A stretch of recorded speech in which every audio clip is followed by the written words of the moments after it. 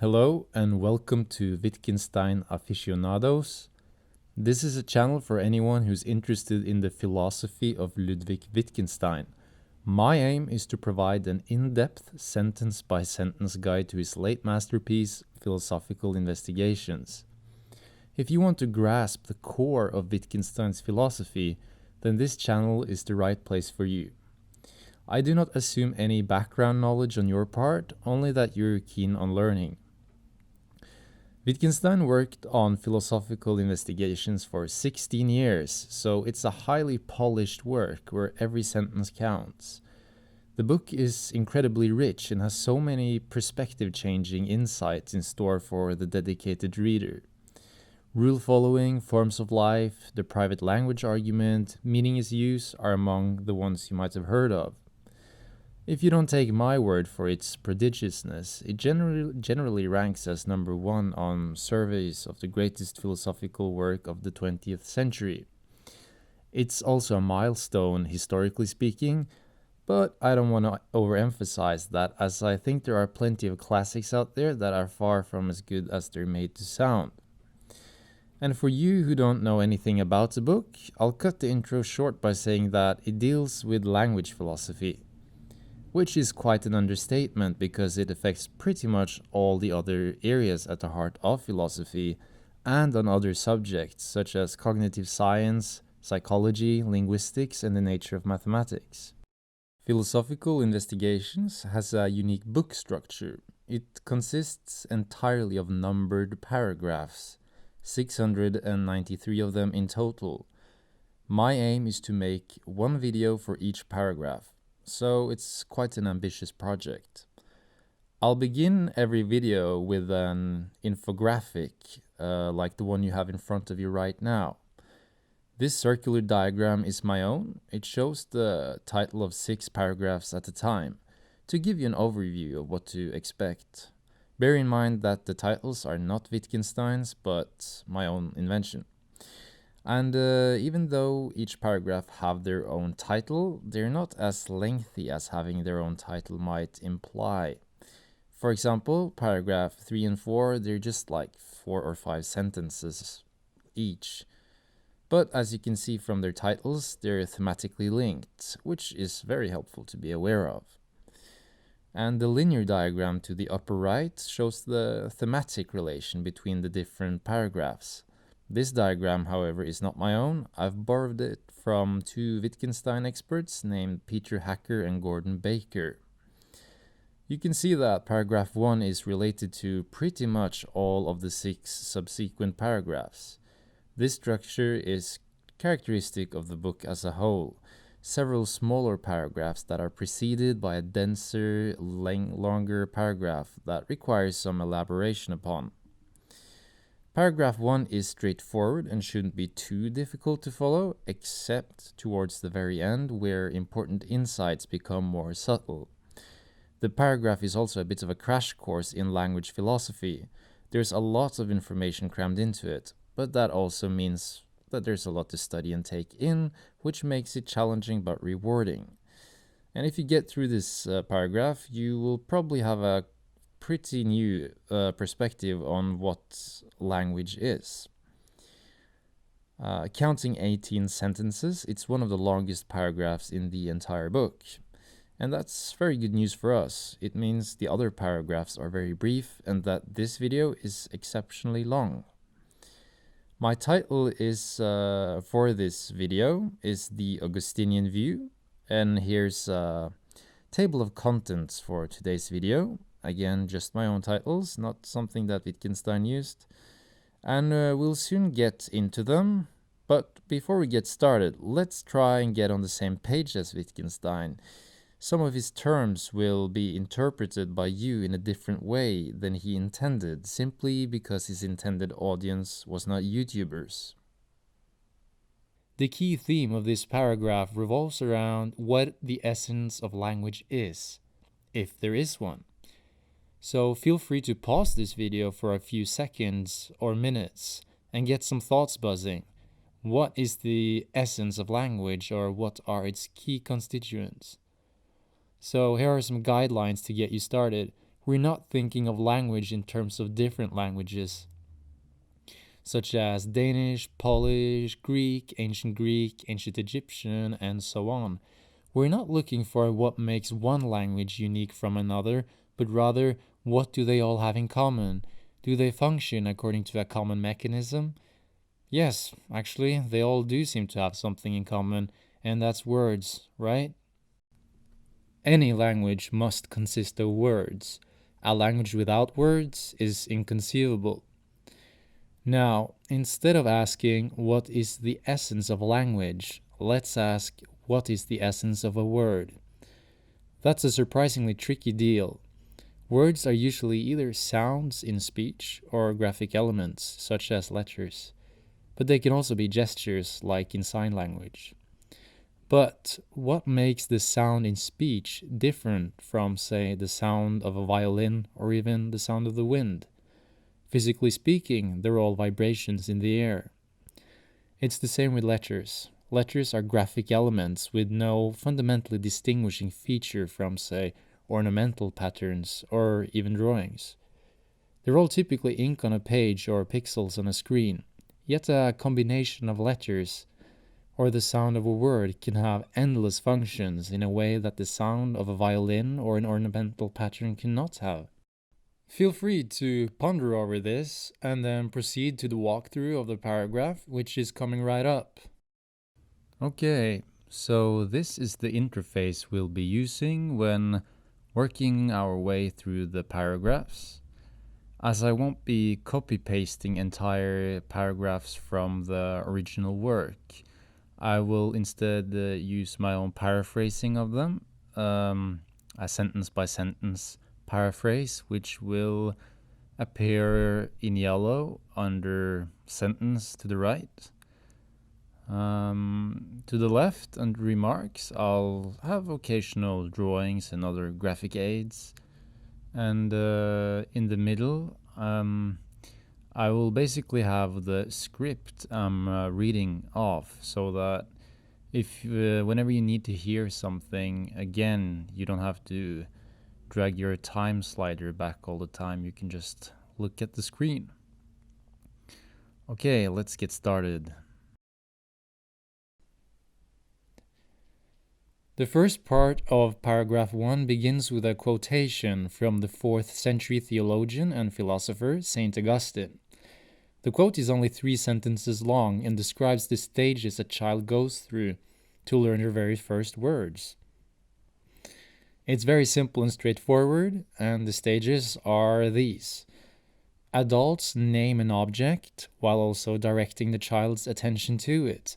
The child perceives this and grasps that the sounds uttered by the adults signify whatever they're getting to focus the child's attention on. How does the child understand that the sounds signify objects? Because of the adult's gestures, facial expressions, their play of the eyes, intonation, and so on. If you go through the drill enough times, the child will become a fluent speaker in their own right. And that's the end of the quote. It's very simple. Sounds that signify objects equal words. That's basically everything you need to grasp here. Next up, Wittgenstein pushes the inquiry in the direction of how do words function rather than how you learn them. He says that the Augustinian view contains a particular picture of the essence of language. The essence is this: every word has a meaning. This meaning is correlated with the word. It is the entity for which the word stands. These few remarks basically make up a complete theory or picture of how language works. Even though you may never have thought along these lines before in regards to language, I'm quite positive that this will strike you as somewhat familiar or something that you can easily agree with, which is probably why Wittgenstein begins his book with it, although he'll go on to criticize it. The key word here is meaning. Meaning is a concept that there are vast amounts of literature on in the field of philosophy. Despite this, we can easily understand just what notion of meaning Wittgenstein has in mind, because we spent so much time thinking about that before we began this walkthrough. We asked what makes a sound in speech or the graphics of a text significant in a way that other sounds and graphics are not. That's because the graphics of a text or the sound in speech, they have meaning. Meaning and word are correlated in some way or another, maybe in an inextricable tangle or in crystallized harmony. Who knows? Whatever it may be, it's essential to bridge the gap between sound and word. And here's a spoiler warning for you. Contrary to this positive appraisal of meaning, this paragraph will end by arguing that no such entity as meaning actually exists. So stay tuned. Before moving on to a new example or analogy called Wittgenstein's shopkeeper, he throws in some concluding remarks on Augustine's view.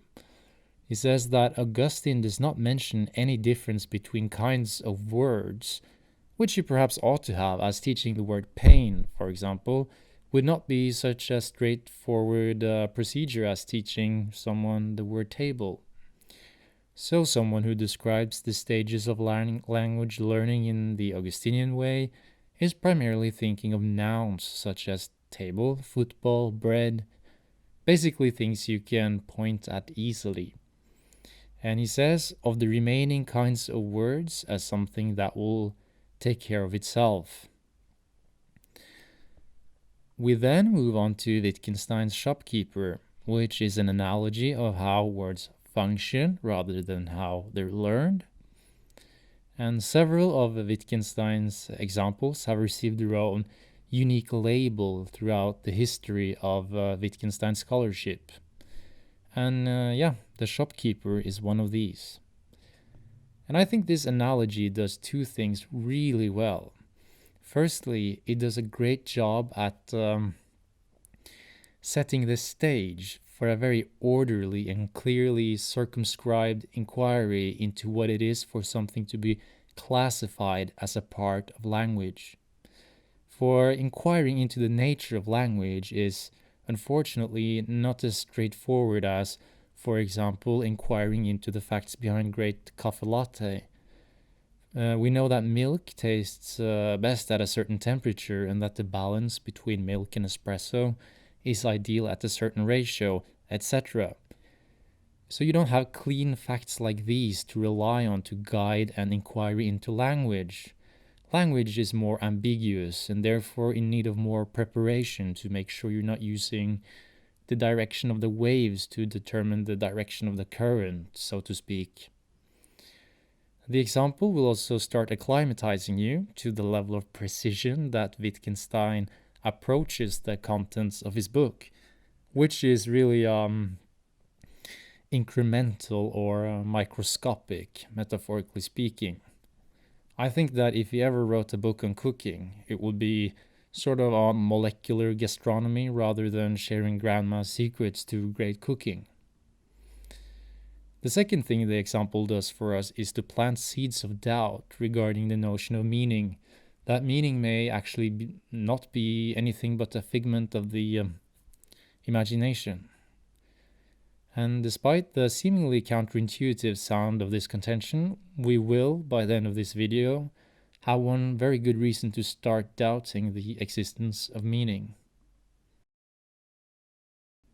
So, Wittgenstein's shopkeeper goes as follows.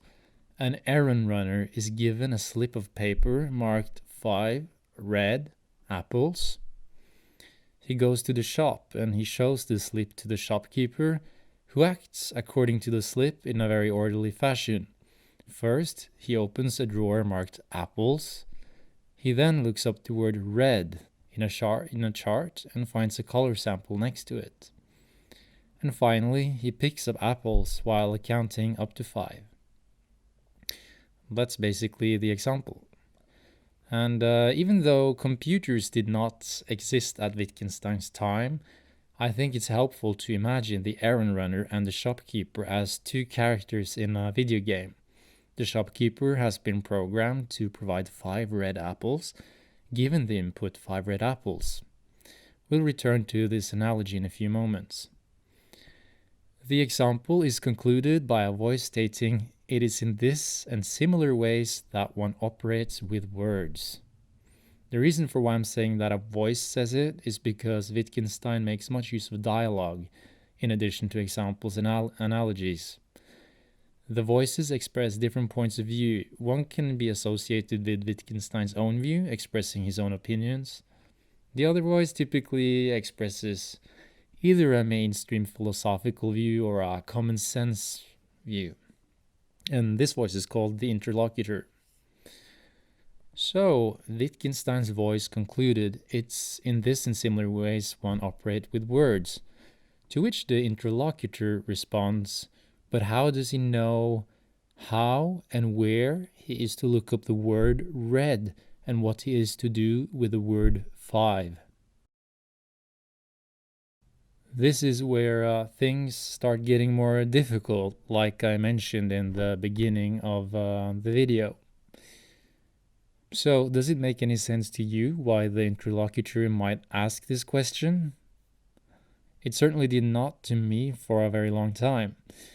The interlocutor is clearly not puzzled by the shopkeeper's knowledge of where the apples are in his shop.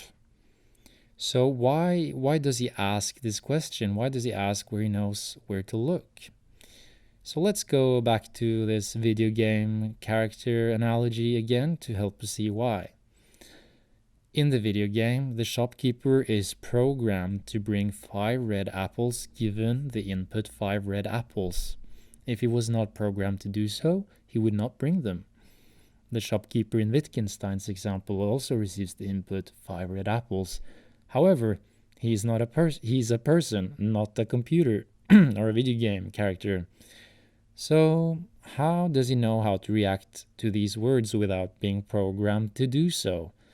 There seems to be a gap in Wittgenstein's example of how one operates with words, as it says. So here's Wittgenstein's reply. It's that he assumes the shopkeeper acts in the way he described, and that explanations must come to an end somewhere. That's a strange reply which doesn't answer the question at all. He doesn't reply with anything like the shopkeeper knows what to do because blah blah blah. He even sort of dismisses the question by stating something obvious and seemingly unrelated instead. Hence, the interlocutor asks the question again, but this time in philosophical terms rather than in an outburst of confusion. He asks, how does he know the meaning of these words? Now, this should interest us because I've mentioned meaning several times now, but only in the context of how meaning bridges the gap between sound sign and word, not how meaning actually works, how meaning connects with our minds, presumably, in a way that other sounds do not. So Wittgenstein's example only shows us how the shopkeeper reacts to 5, not how he connects with the meaning behind the words. To this, Wittgenstein responds that no such thing was in question here, only how the word 5 is used. That's the final sentence in the paragraph, and it's a bit more significant than it may actually sound. Let me try to bring out that significance by way of a little digression. As human beings, we are compelled to do things for various reasons. We are compelled to have babies. We are compelled to imagine that the world is flat unless we knew otherwise. We are compelled to picture the shape of a cube as standing squarely on the ground rather than tipped on one of its corners. We are compelled to imagine that the mind is inside us, perhaps even in the head. We are compelled to think that words have meaning despite having no reason to do so. Why do we have no reason to do so? Because meaning doesn't explain anything. Even if Wittgenstein responded that the shopkeeper knew where to look because he understood the meaning of the instructions, we have said nothing of how meaning works. And if we can't say anything about how meaning works, why should we think that it bridges the gap between sound and word? Meaning is basically not a part of the phenomenon that it's there to explain. Congratulations, you have completed the first and quite difficult paragraph of the philosophical investigations. I think the most important information to bring with you from this paragraph is a feeling for the deep level of detail we're investigating language at, as well as more clarity on the concept of meaning. The next paragraph, paragraph 2, is much shorter and easier, and it introduces the first of a chain of renowned examples, which is called Wittgenstein's builders. If this video was educational to you, feel free to rate, comment, subscribe, and do ask questions in the comment area if you have any, as I will be compiling them and hopefully answering them at some point in the future. And if you have any tips in regards to audio recording or anything like that that you noticed and that could be improved, do let me know. This is the first time I'm doing this. Bye for now.